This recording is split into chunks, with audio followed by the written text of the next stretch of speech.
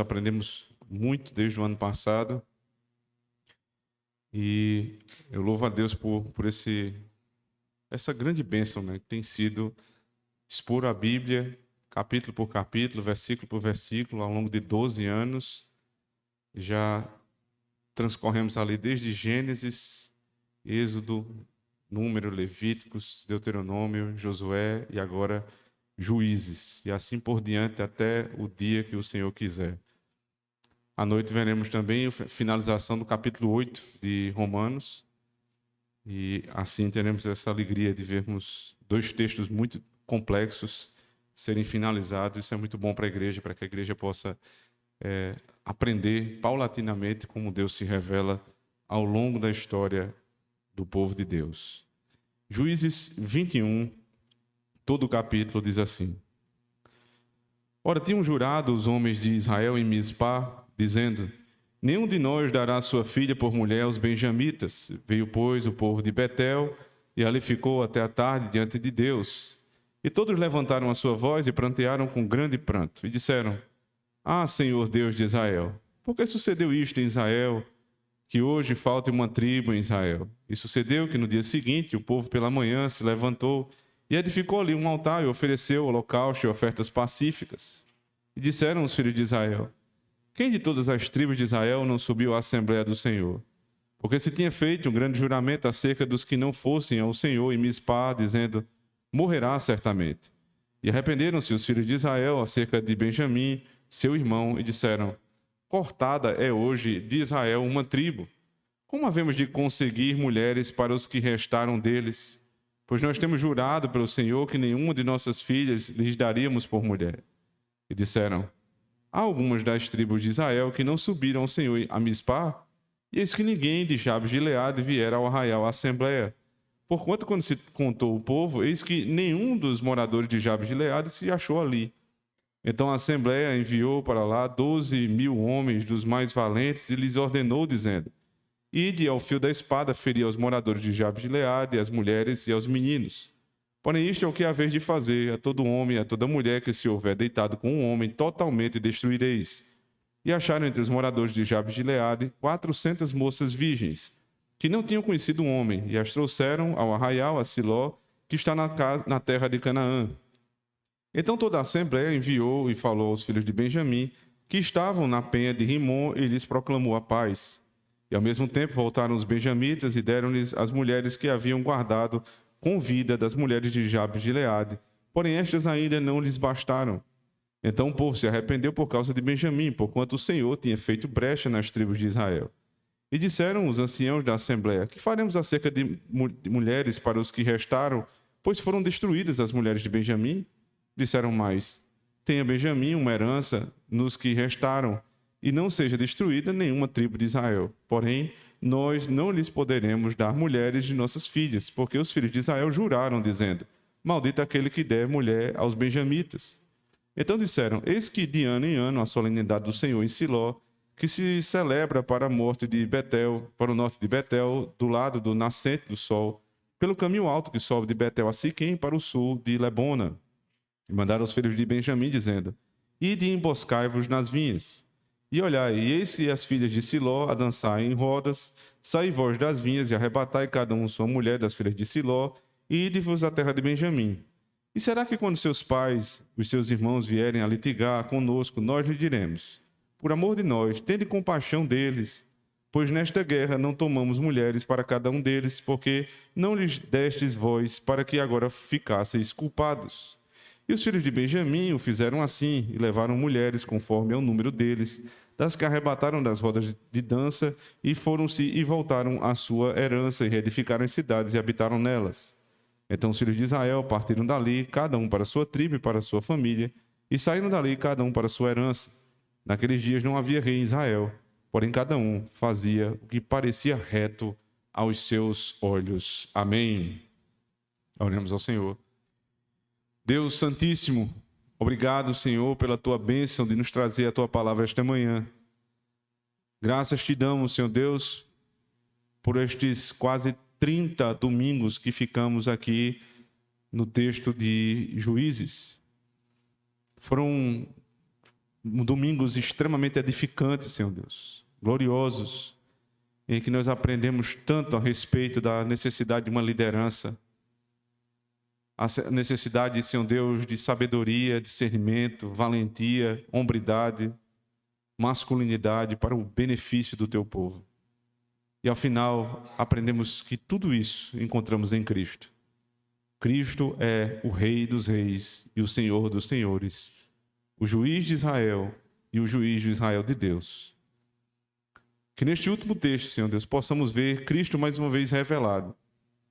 Possamos ser constrangidos pelos nossos pecados, que são extremamente atuais, Senhor Deus, a partir deste texto.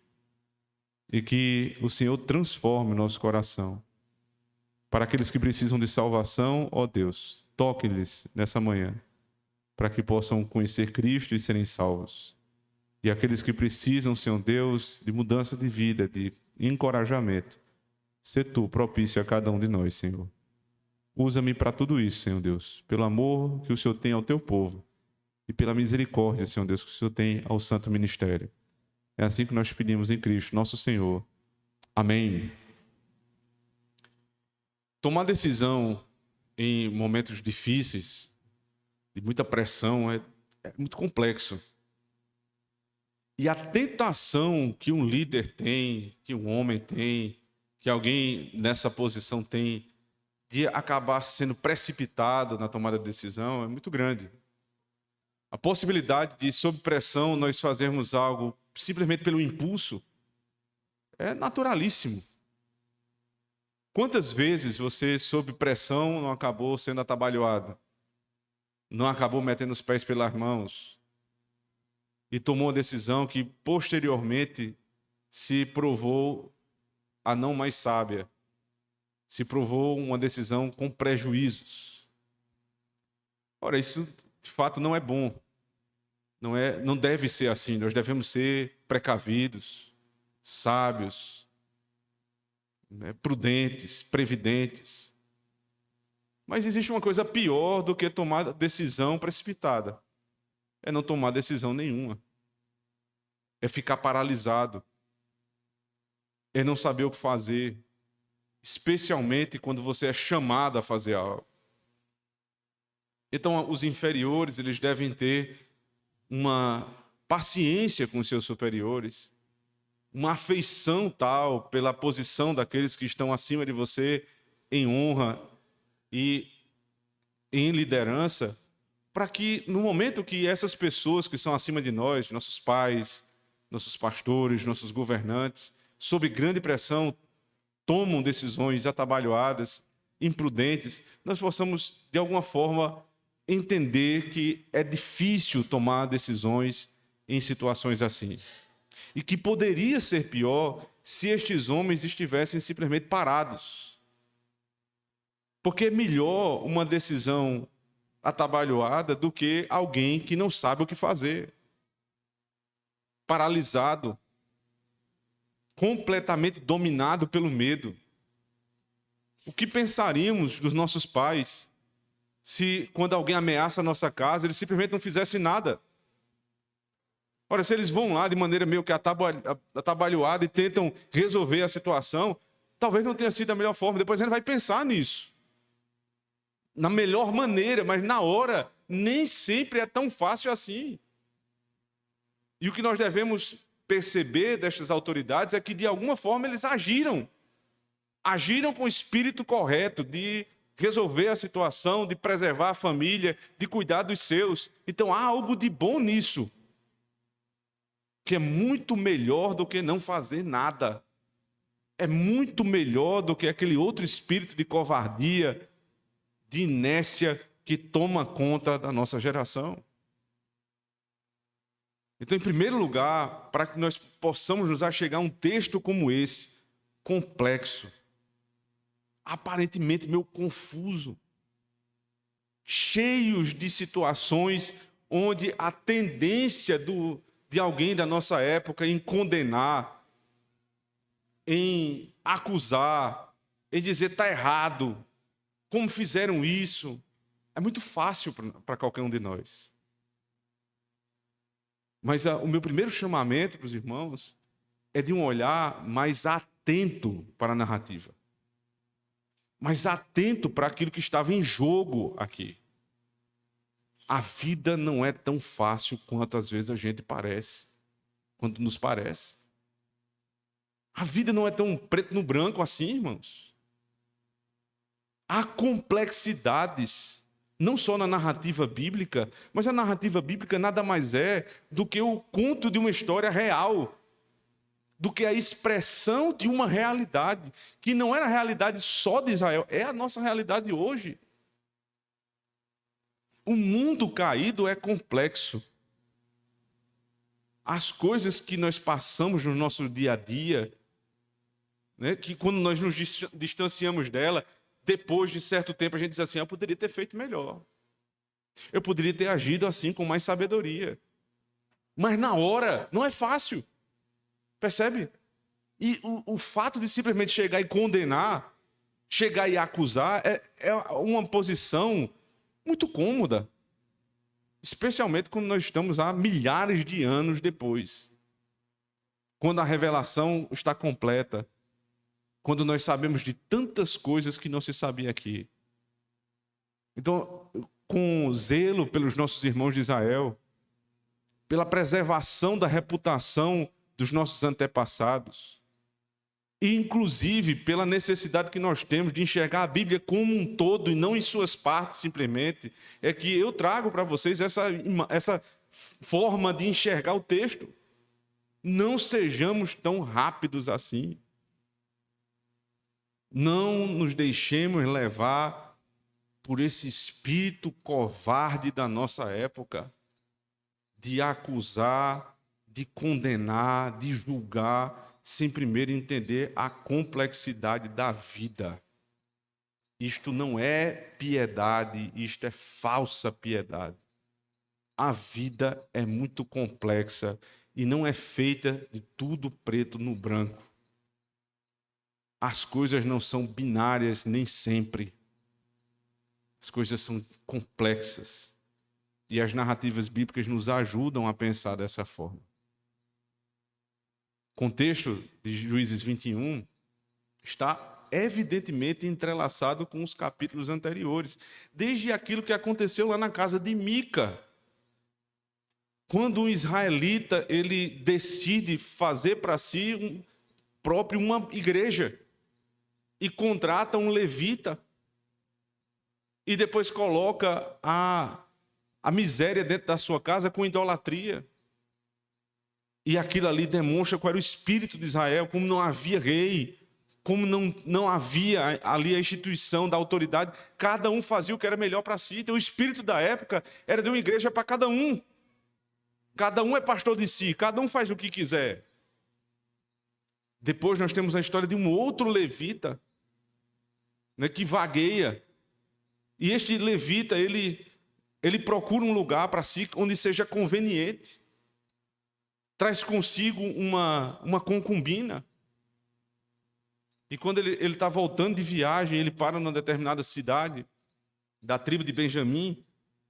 E ali ele é levado por um homem piedoso que o guarda, que o hospeda na sua casa.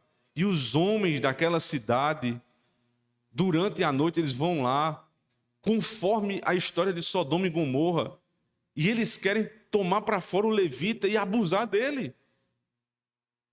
Misteriosamente, o levita, juntamente com aquele hospedeiro, prefere entregar a própria filha virgem do levita e a mulher do levita, a concubina do levita, no lugar dele próprio.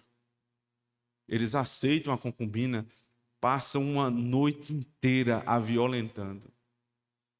Ela volta para casa no outro dia, arrasada, machucada, e se deita na porta do seu marido, a casa onde seu marido estava, suplicando misericórdia dele.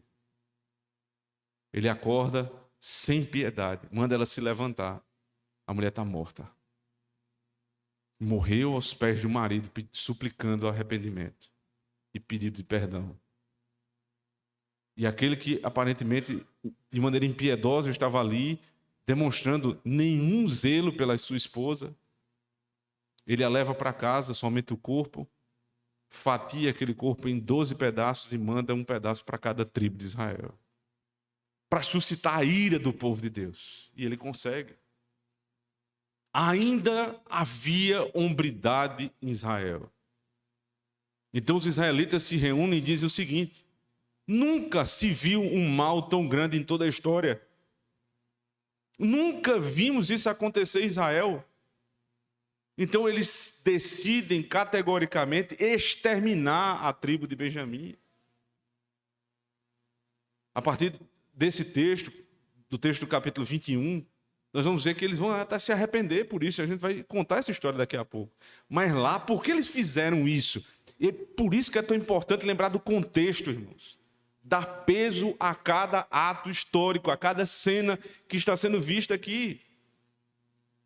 Porque eles não se iraram por qualquer coisa. Eles se iraram porque dentro de Israel aconteceu algo impensável. Uma mulher foi violentada até a morte. E aquela mulher, ela era concubina de um levita. Então eles disseram: nós vamos acabar com a tribo de Benjamim. E por que eles fizeram isso? Porque eles identificaram em Benjamim, na tribo de Benjamim, o espírito de Sodoma e Gomorra. Prestem muito bem atenção nisso. Porque quando os israelitas estiveram em Sodoma e Gomorra, ali na época em Gênesis, em que Ló passou por situação difícil, e que foi dado a opção também de uma virgem ser entregue. Sodoma e Gomorra, aqueles homens, eles queriam se deitar com os anjos. Eles queriam manter relação sexual com os anjos. Então, esse mesmo espírito de violência, esse mesmo espírito, né, de suicídio, de homossexualismo, de coisa dessa natureza, era de Sodoma e Gomorra e aconteceu em Israel. Então, qual foi a conclusão dos israelitas a respeito da tribo de Benjamim naquele momento? Estes homens têm o mesmo espírito de Sodoma e Gomorra. São gentios e publicanos, são ímpios. E o que é que nós devemos fazer com ímpios? Nós devemos exterminá-los, expulsá-los do nosso meio, para que eles não nos contaminem. Então a história precisa ser avaliada a partir desse ponto de vista.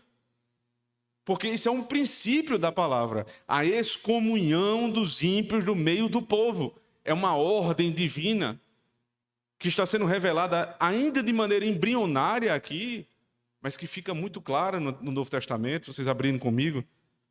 Mateus capítulo 18. Palavras do próprio Senhor Jesus Cristo, versos 15 em diante. Mateus 18, 15 em diante.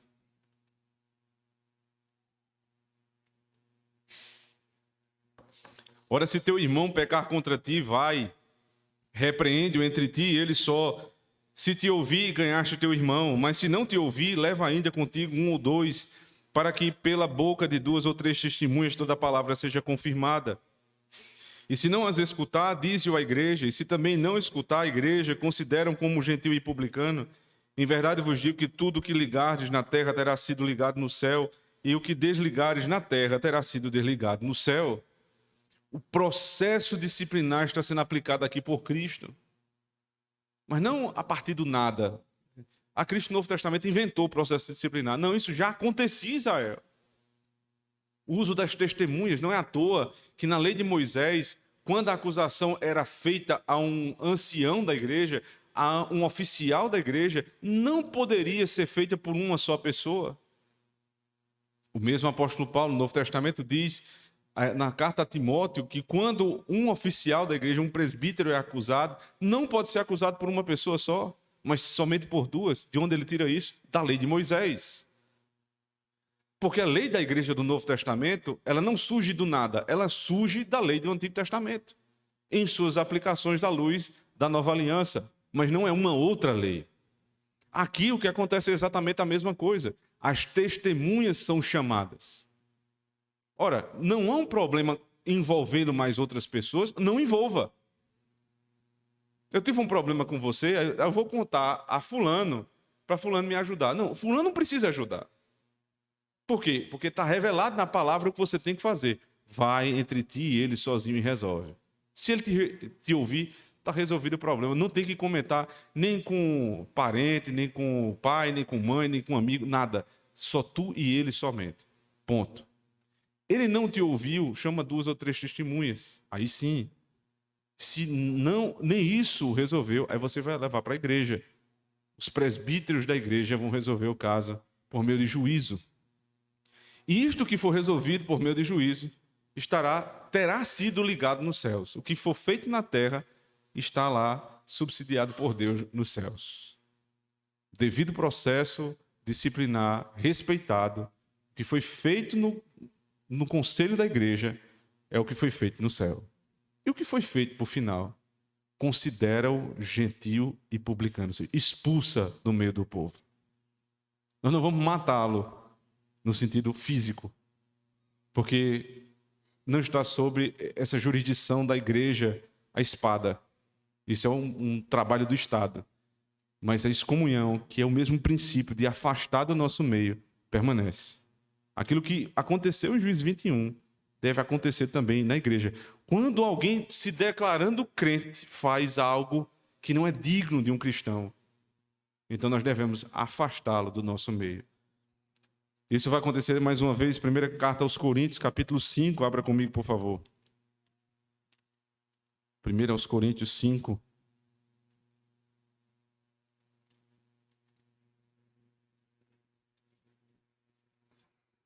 A partir do verso 1 diz: geralmente se ouve que há entre vós fornicação, e fornicação tal que nem ainda entre os gentios se nomeia, como é haver quem possua a mulher de seu pai.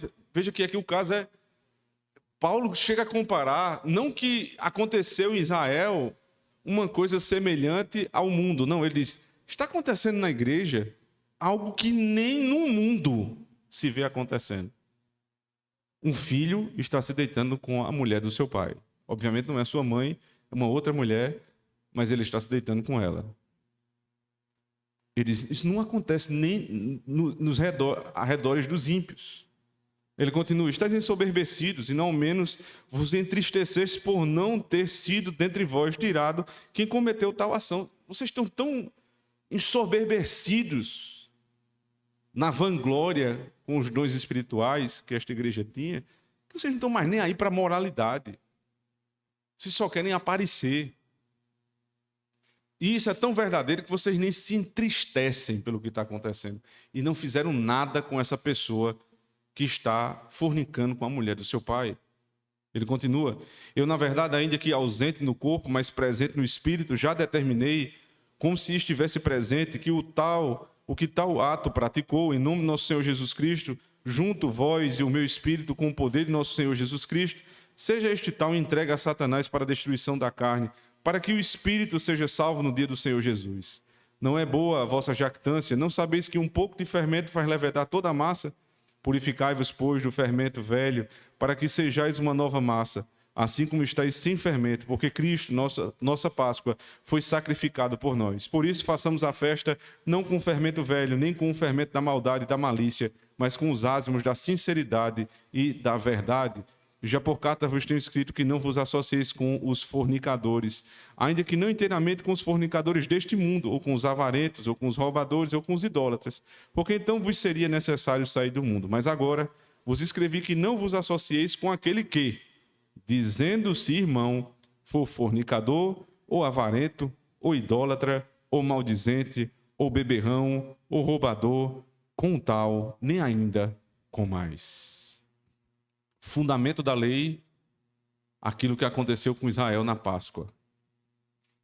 Assim como eles não deveriam comer pão com fermento, mas deveriam sair rapidamente do Egito, deixando para trás toda a concupiscência daquela terra e vivendo uma vida santa, uma vida nova, assim também eles não devem admitir que, sendo igreja, tendo deixado as velhas práticas, ainda aconteça esse tipo de maldade no meio de Israel. Eles precisam punir, se afastar do engano, do pecado. E como eles fariam isso? Expulsando do meio da igreja aqueles que pecaram gravemente contra o Senhor. Ele diz, eu estou dizendo a vocês, não é para se afastarem, para expulsarem os homens mundanos, não, porque isso seria impossível. Que tipo de religião é essa que te incentiva a se afastar do mundo? Nesse sentido de não ter relação nenhuma com o mundo? Mas ele diz o contrário, ele diz, mas vocês precisam prestar atenção muito mais naqueles que, se dizendo cristãos, são fornicadores, roubadores, ladrões, beberrões. Com estes, nem sentais à mesa. Sabe o que é que a igreja faz hoje? Senta à mesa com fornicadores, roubadores, beberrões, mentirosos, maliciosos, porque trazem uma Bíblia debaixo do braço, porque sobem no púlpito e falam de Jesus. E a estes a igreja tem inclusive uma defesa: não falem contra o ungido do Senhor. Eu não posso falar, porque ele é um pastor, ele fez muitas coisas erradas, vive uma vida de degradação, mente, engana, rouba, faz tudo que não presta, mas eu não posso tocar porque é ungido do Senhor. O irmãozinho vive uma vida devassa, mentiroso quanto mais. Não trabalha, é um vagabundo, ninguém faz nada. Por quê? Porque ele carrega a Bíblia debaixo do braço. Mas que loucura é essa, irmãos? Nós colocamos na nossa casa aqueles que usam o nome de Deus para viver uma vida como essa descrita aqui. E ao mesmo tempo não temos nenhum tipo de relação com aqueles que vivem na ignorância. É o contrário que deve ser feito. Nós devemos ter muito mais paciência com os que nunca ouviram o Evangelho e por isso vivem como vivem. Esta é uma oportunidade de você apresentar o Evangelho para essa pessoa. Manter algum tipo de relação com ela. Obviamente, não relação estreita, não relação de amizade fina. Mas alguma relação para que você tenha possibilidade de falar a verdade para aquela pessoa. E Paulo diz, mas com os que se dizendo crentes não são, nós nem podemos nos assentar à mesa com essas pessoas. Então esta é a visão que nós precisamos ter lá de Juízes 21. Percebe? Israel, se voltando para os benjamitas, ao perceber que fizeram o que fizeram com aquela mulher. E alguém pode dizer, mas foram apenas alguns homens de Benjamim, não foi toda a tribo. Mas os irmãos precisam lembrar também do contexto posterior. Porque quando Israel mandou, depois da Assembleia Geral, mandou uma mensagem para Benjamim, disse, entregue-nos os que violentaram a concubina do levita. Sabe o que eles disseram? Não vamos entregar. Porque são nossos irmãozinhos. São nossos filhinhos. Nossos filhinhos não serão disciplinados. Nossos filhinhos não passarão essa vergonha. Eu vou proteger os nossos filhinhos. Porque esse é o espírito. Até hoje, esse é o espírito. Quando a igreja precisa tratar o pecado dos nossos filhos, dos nossos amigos, dos nossos cônjuges, então nós, de alguma forma, queremos protegê-los. Não toque no bichinho, não. Faça isso com ele, não. Quando, na verdade, eles precisam passar por isso. Precisam se submeter à disciplina, ao cuidado pastoral, para que a alma deles não se perca no último dia. Então foi por isso que Israel se irou contra Benjamim. Não foi ira do nada, é porque eles viviam como Sodoma e Gomorra. Então quem vive como Sodoma e Gomorra tem que ser tratado como sodomita, assim como são, até que prove o contrário, percebe? Até que de alguma forma demonstrem arrependimento. Até que de alguma forma eles exterminaram praticamente todo mundo de Benjamim, sobrando somente 600 homens. Mataram crianças, mataram mulheres e mataram os soldados. Mas agora vem a realidade. a dura realidade de quem precisa tomar decisões em momentos de muita pressão. Eles se dão conta que aquilo ali era um problema. Porque Deus tinha dado 12 tribos a Israel, não 11. Preste atenção. Porque Deus tinha colocado no sistema sacrificial uma determinada roupa, né, que sobre ela viria um avental, e nesse avental, nesse peitoral, você tinha 12 tribos escritas. E nos umbrais do sacerdote, do sumo sacerdote, o nome das 12 tribos. Que precisavam ser levados esses nomes por meio do sacrifício do cordeiro até o santíssimo lugar. E como é que o sacrifício iria ser feito se só tinham 11 tribos agora? Eles se dão conta disso. Então é muito fácil chegar e acusar, julgar, dizer que loucura, que violência desnecessária, porque eles exterminaram todos os benjamitas. Mas primeiro, lembre do que eles fizeram. Toda situação tem um contexto. E agora precisa ser resolvida. Porque Israel não pode ficar com 11 tribos. Isso é uma questão séria. Porque são 12 tribos, 12 patriarcas, 12 apóstolos, 24 anciãos que são vistos em Apocalipse no céu. Não são 11. Então isso tem uma implicação para todo o resto da revelação. E é triste, irmãos, quando comentaristas, pregadores chegam num texto como esse e eles tratam o texto com o pensamento moderno da nossa época. E eles vão dizer que as tomadas de decisões aqui foram violência contra a mulher, né? Isso aqui é feminicídio, isso aqui é grosseria. Ora, todos os componentes de pecado estão aqui, sabe por quê? Porque a vida é assim e o mundo jaz no maligno. Só um tolo, só um ingênuo acha que a vida é um mar de rosas que ele botou na cabeça. A vida não é assim, a vida é dura. E nós não devemos passar por cima dos erros destes irmãos aqui. Vamos citar um por um. Mas por trás de tudo isso existe uma história da revelação que Deus controla ponto a ponto. A tribo de Benjamim é de onde virá Saul, o primeiro rei de Israel. Se a tribo se acaba, não tem Saul. Você entende? E existem implicações muito mais sérias aqui. Se a tribo de Benjamim se acaba, não tem Saul. Então precisava preservar a tribo. A tribo de Benjamim, de onde vem Saul, é a contraposição da tribo de Judá, de onde vem Davi. E nós vamos ver daqui a pouco que o livro de Ruth é o meio termo de tudo isso. É a transição dessas duas histórias. Que é a história da revelação de Cristo. Todos os reis deram errado como Saul, mas houve um rei que apontava para o Senhor Jesus Cristo. Davi, um homem segundo o coração do Senhor.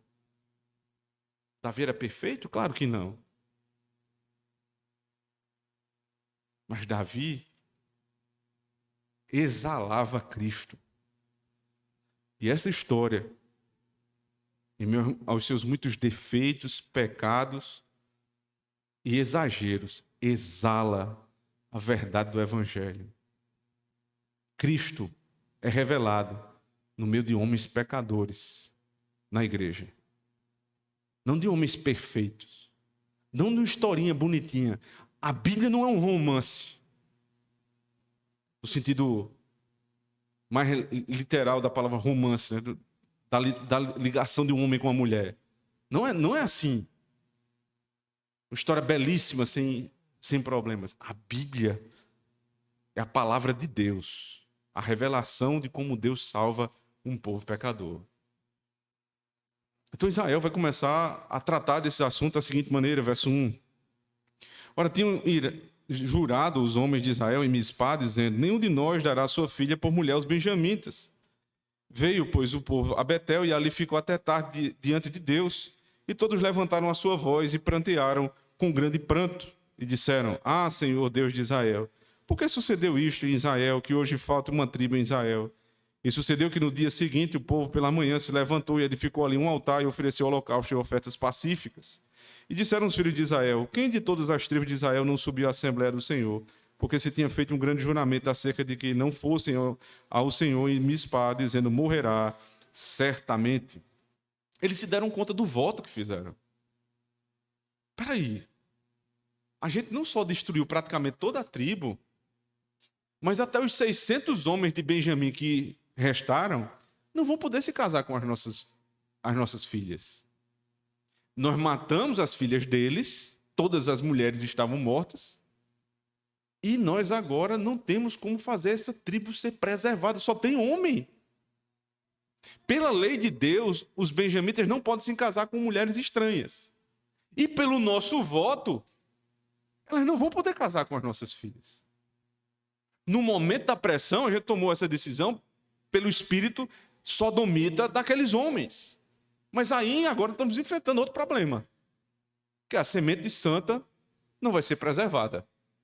Aquela tribo vai se perder. E o que é que eles fazem, em primeiro lugar? Eles correm para Deus. É verdade que a pergunta é uma pergunta meio sem sentido, né? Por que o Senhor vai deixar uma tribo se perder? Deus podia ter muito bem respondido. Foram vocês que fizeram isso. Não fui eu. A culpa não é minha. Mas há um lado bom aqui na história desses homens de Israel. No momento do aperto, quando um líder toma decisões erradas, não adianta ficar choramingando pelos cantos. Não adianta ficar pedindo desculpa a todo mundo. Tem que resolver. E a forma de resolver é pedindo sabedoria a Deus. Senhor, me ajuda. Eu fiz errado, eu tomei a decisão errada. Eu prejudiquei aqui a tua família, a igreja do Senhor. O que é que eu faço agora para resolver? Não pode ficar uma família, uma tribo, sem descendência. O que é que eu faço agora? Buscaram o Senhor como se deve fazer. Então, de manhã eles edificaram um altar, sacrificaram um cordeiro, claramente pedindo perdão ao Senhor. E é a palavra que mais vai se repetir no texto: arrependimento, misturado com misericórdia e perdão. Verso 6 diz assim: e arrependeram-se os filhos de Israel acerca de Benjamim, seu irmão, e disseram: cortada é hoje de Israel uma tribo. Verso 15: então o povo se arrependeu por causa de Benjamim, porquanto o Senhor tinha feito brecha nas tribos de Israel. Verso 22: e será que quando seus pais ou seus irmãos vierem a litigar conosco, nós lhe diremos: por amor de nós, tende compaixão deles. Compaixão, arrependimento, misericórdia. Passou a pressão. Foi punido o erro. Mas Benjamim não se demonstrou um inimigo obstinado. Aqueles 600 homens estavam acuados, sem saber o que fazer. Eles agora com medo do que tinham feito, com terror sobre a cabeça. Então, vamos resolver. Senhor, tem compaixão de nós. Nós nos arrependemos do que fizemos. Não é feio para um líder pedir perdão. Não é feio para um líder chegar diante de Deus e se arrepender. Alguém poderia dizer: eles deveriam ter pedido perdão ao povo também pelo que fizeram. Mas que objetivo teria nisso? Qual o fruto deles saírem lá pedindo perdão um por um? Não faz sentido nenhum. Eles têm que pedir perdão a Deus e resolver o problema. O que os nossos liderados precisam não é pedido de perdão simplesmente. Eles precisam que nós consertemos os nossos erros. É o melhor pedido de perdão que nós fazemos a eles. Manter a calma, a serenidade, buscar conforto e sabedoria no Senhor e resolver. E eles vão fazer isso. Eles vão lá tentar resolver o problema. Primeiro eles oram, eles são restaurados com Deus pelo sacrifício do Cordeiro. E então eles começam a pensar. Qual o pensamento aqui no verso 5? Veja. Eles tinham convocado uma Assembleia Geral em Israel para decidir a questão dos benjamitas. Vocês se lembram disso no capítulo 20. E nessa Assembleia foi colocada uma regra. qualquer família de Israel que não enviar seu representante será morto. E aí eles se lembram de uma família que não enviou representante. Veja, verso 8 do capítulo 21. E disseram alguns das tribos de Israel que não subiram ao Senhor a Mispá, e eis que ninguém de Jabes de Gileade vieram ao arraial, à assembleia. Porquanto, quando se contou o povo, eis que nenhum dos moradores de Jabes de Gileade se achou ali. Então a assembleia enviou para lá 12.000 homens dos mais valentes, e lhes ordenou, dizendo: ide ao fio da espada, ferir os moradores de Jabes de Gileade, e as mulheres e aos meninos. Eles vão cumprir a lei. E por que uma lei tão violenta assim? Não participou de uma reunião, morre. Imagina se a igreja fosse assim. Não vier para a reunião de oração, morre. Haja espada. Não é assim simplesmente que se deve pensar. Não é, as coisas não são tão preto no branco. Entende? O que é que está por trás? Não é faltar uma reunião da igreja que perdia a vida. Era que tipo de reunião era essa? E não participar dessa reunião queria dizer o quê? Você tem a história de uma mulher que morreu violentada nas condições que ela morreu, a concubina do levita. Não havia rei em Israel. Israel fica comovido ao saber da história e diz que os homens todos precisavam se reunir para resolver a situação. Se algum homem de Israel não se comove com uma situação como essa, preste muito bem atenção nisso aqui. Se alguma família não se envolve numa situação como essa, com zelo santo pelas coisas de Deus, esta família é contra o povo de Deus. Quem não é por nós, é contra nós. Quem comigo não ajunta. Esse é o princípio de Israel, que foi ensinado mais claramente por Cristo no Novo Testamento. Quem comigo não ajunta, espalha, não tem meio termo, não tem neutralidade, não tem em cima do muro. O muro é de Satanás. Quando alguém tem de um lado Cristo, do outro Satanás, e tem um muro no meio, e essa pessoa fica no meio do muro lá, vocês estão pensando que Satanás vai ficar chamando a pessoa para ir para o outro lado do muro? Não vai não, sabe por quê? Porque Satanás diz assim: o muro é meu. O muro é de Satanás. Neutralidade é diabólica. Ficar em cima do muro é diabólico. Jabes de Gileade é muito prudente, muito sofisticado. Nós não vamos nos envolver nisso aí. Porque nós não queremos ser nem benjamitas, que são fornicadores, isso é feio. Mas também não vamos ser como Israel, esses violentos, grosseiros, homens bárbaros. Nós vamos ficar aqui quietinhos no nosso canto. Isso é coisa de Satanás. Quem fica em cima do muro já escolheu o lado. Não fique em cima do muro, você precisa ter lado. Declarar o teu lado. Lutar pelo teu lado. Falar a respeito daquilo que você pensa. Meus irmãos, tenham cuidado com pessoas que não falam a respeito dos seus sentimentos, do que pensam, do que acham a respeito das coisas. É perigosíssima essa pessoa. Quem fala demais tem um problema. Porque às vezes expressa aquilo que nem tudo você pode dizer em determinadas situações. Mas aí você sabe o que a pessoa pensa. Você tem um filho que fala demais, você freia. Não fale demais, meu filho, para você não se perder. Mas uma criança que não fala nada, ela já está demonstrando a malícia do coração desde cedo.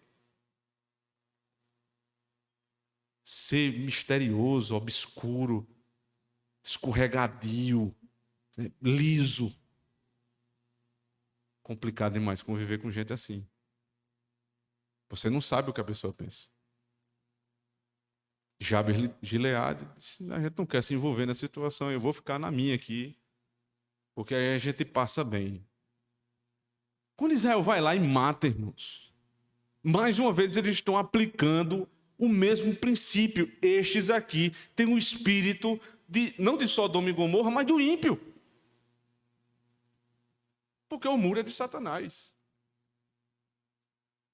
Só que eles têm uma ideia muito sábia. A gente precisa arrumar mulher para os benjamitas que estão arrependidos. Jabes de Gileade precisa ser exterminado. Mas a gente não precisa exterminar as filhas deles virgens. Porque elas podem servir para este princípio maior. Então a gente vai punir os homens, nós vamos punir as mulheres casadas com esses homens e vamos preservar essas virgens. Verso 11. Porém, isto é o que haveis de fazer. A todo homem, a toda mulher que se houver deitado com um homem, totalmente destruireis. E acharam entre os moradores de Jabes de Gileade 400 moças virgens, que não tinham conhecido o homem, e as trouxeram ao arraial a Siló, que está na terra de Canaã. Então toda a assembleia enviou e falou aos filhos de Benjamim, que estavam na penha de Rimom, e lhes proclamou a paz. E ao mesmo tempo voltaram os benjamitas e deram-lhe as mulheres que haviam guardado com vida das mulheres de Jabes de Gileade, porém estas ainda não lhes bastaram. Ora, não lhes bastaram porque eram 400 mulheres virgens e sobraram 600 homens. Então faltavam 200 mulheres ainda. Mas aí percebe? Eles resolveram dois problemas de uma vez só. Um era punir a falsa neutralidade de Jabes de Gileade. Eles eram contra Israel. No final das contas, Jabes de Gileade tinha o mesmo pensamento de Benjamim. Tomaram partido e foram punidos. Mas, ao mesmo tempo, eles precisavam preservar a tribo de Benjamim, que estava arrependida agora. Então, pega as 400 virgens, de 600, agora só faltam 200. O problema está menor. Nós estamos aqui consertando, veja, consertar um mundo caído não é fácil. Os caminhos de Deus são santíssimos. Todas as coisas estão contribuindo para o bem daqueles que amam a Deus, é verdade. Mas os caminhos são complexos, são difíceis. 400 mulheres já foram arrumadas, agora faltam 200. Como é que a gente faz? Verso 15. Então se arrependeu por causa de Benjamim, porquanto o Senhor tinha feito brecha nas tribos de Israel. E disseram os anciãos da Assembleia: que faremos acerca das mulheres para os que restaram? Pois foram destruídas as mulheres de Benjamim.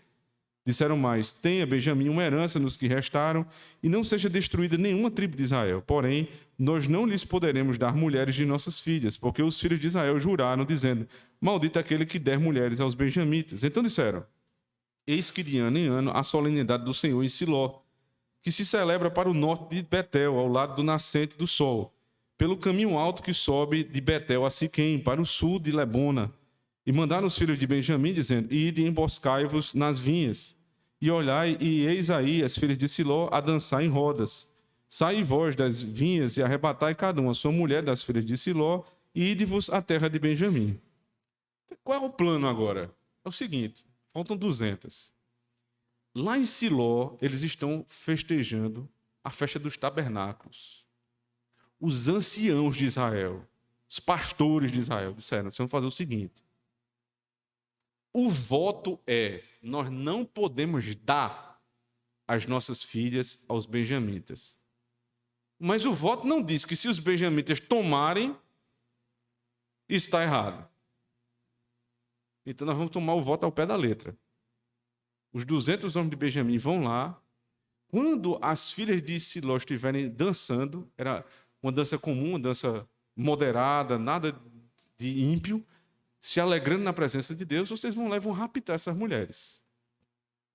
E depois vocês deixam aí a bronca que a gente resolve. Porque quando os pais vierem reclamar, a gente vai dizer o seguinte: ora, o que a Bíblia diz é que uma mulher ela deve se casar com o seu futuro esposo quando o pai dá em casamento. Vocês não deram. Vocês não quebraram o voto. O voto era que você desse para ela. Vocês não estão dando. Então, não foi quebrado o voto. E por trás disso existe a compaixão com Benjamim e a necessidade da preservação da semente santa. Isto é que está em questão, meus irmãos. Os caminhos são tortuosos, são complexos, mas Deus está usando estes caminhos para um propósito superior. Isto não invalida os pecados dos homens, isto não invalida os erros dos homens, mas isso mostra como Deus guia a história. Proposta, verso 22 diz assim: será que quando seus pais ou seus irmãos vierem a litigar conosco, nós lhe diremos, por amor de nós, tende compaixão deles, pois nesta guerra não tomamos mulheres para cada um deles, porque não lhes destes vós, para que ficasseis culpados. E os filhos de Benjamim o fizeram, e levaram mulheres conforme ao número deles, das que arrebataram das rodas que dançavam, e foram-se e voltaram à sua herança, e reedificaram as cidades e habitaram nelas. Eles foram sequestrar essas mulheres, levaram para as terras deles. Veja só. Benjamim era uma das tribos mais abençoadas por Deus do ponto de vista de terra. Eles tinham muita terra. Na época que eles receberam a terra, eles tinham 65 mil homens, fora mulheres, crianças e tudo mais. Ou seja, era muita terra para 65 mil homens. Só tem 600 agora. Então, 600 homens com 600 mulheres sem filhos. Será que dá essa terra? Essas mulheres foram extremamente privilegiadas na providência de Deus e receberam uma grande herança. E não receberam quaisquer homens, mas homens arrependidos, contritos, que foram reedificar suas casas. Vocês intentaram o mal, mas Deus intentou o bem. Deus não transforma o mal em bem, mas Deus usa o mal dos homens com as finalidades bondosas e misericordiosas dele. É assim que esse texto precisa ser tratado, irmãos. O olhar crítico para o texto não é a partir da relação pequena do homem, mas da relação eterna de Deus. A relação eterna de Deus com a história é assim, irmãos. Deus vê o todo, o homem vê as partes. Criticar o texto pela simples crítica é olhar com um olhar pequeno, quando Deus está olhando o todo. E o todo é: Benjamim vai ser reedificado. Benjamim se arrependeu. Benjamim terá uma nova chance. E essas mulheres virgens que ainda não tinham bons maridos, agora têm bons maridos, arrependidos, trabalhadores, honestos, cheios de terra.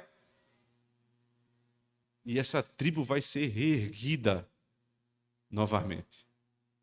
Para que as 12 tribos de Israel, os 12 patriarcas e os 24 anciãos de Apocalipse sejam preservados. E dando um passo ainda mais atrás, nós podemos ver aqui o quadro do reinado. Porque o texto termina assim: então, verso 24, os filhos de Israel partiram dali, cada um para a sua tribo, cada um para a sua família, e saíram dali, cada um para a sua herança. Naqueles dias não havia rei em Israel, porém cada um fazia o que parecia reto aos seus olhos. A situação continua. Eles não têm um rei. Se atrapalham. Metem os pés pelas mãos. Tentam fazer o que é bom e fazem o que é mal. Porque não tinha um rei. Isso não quer dizer que Israel estava à deriva. Porque a própria narrativa do capítulo 21 mostra o contrário. Deus governa a história, ainda que não tenhamos um rei humano. Mas, por outro lado, Deus está preparando o pano de fundo para a monarquia que vai chegar. Capítulo 1, verso 1 de Ruth diz assim: e sucedeu que nos dias em que os juízes julgavam, houve uma fome na terra, por isso um homem de Belém de Judá saiu a peregrinar nos campos de Moabe, ele, sua mulher e seus 2 filhos. Percebe o contexto? Ele faz conexão direta do capítulo 1 de Ruth dentro do período dos juízes. Então, Ruth não acontece depois dos juízes, acontece dentro no período dos juízes. Toda a história que vai revelar uma mulher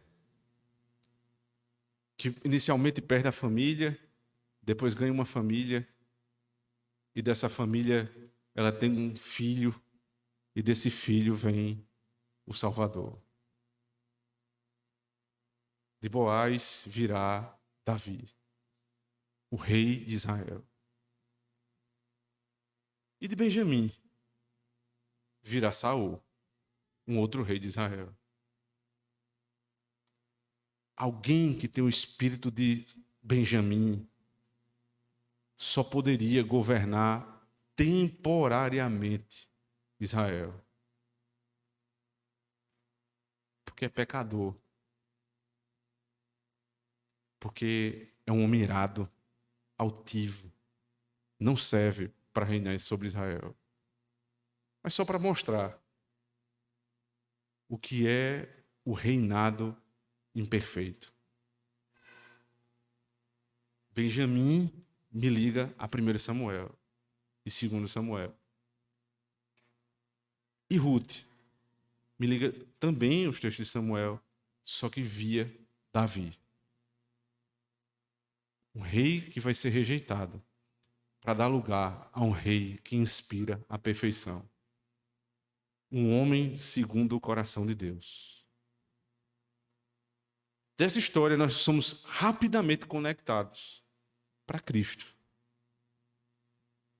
Porque quando Israel estava à deriva, aparentemente, quando Israel estava sob o domínio do império ímpio de Roma, de governadores tão maus quanto Saul, com o espírito de Benjamim, então veio Cristo, o nosso Senhor, Rei dos reis e Senhor dos senhores, o filho de Davi, para assumir o trono eterno e governar a igreja. O Salmo 96, por favor, abra comigo, profetiza isso. A partir do verso 11. Alegrem-se os céus, regozije-se a terra, brame o mar e a sua plenitude. Alegre-se o campo com tudo o que há nele.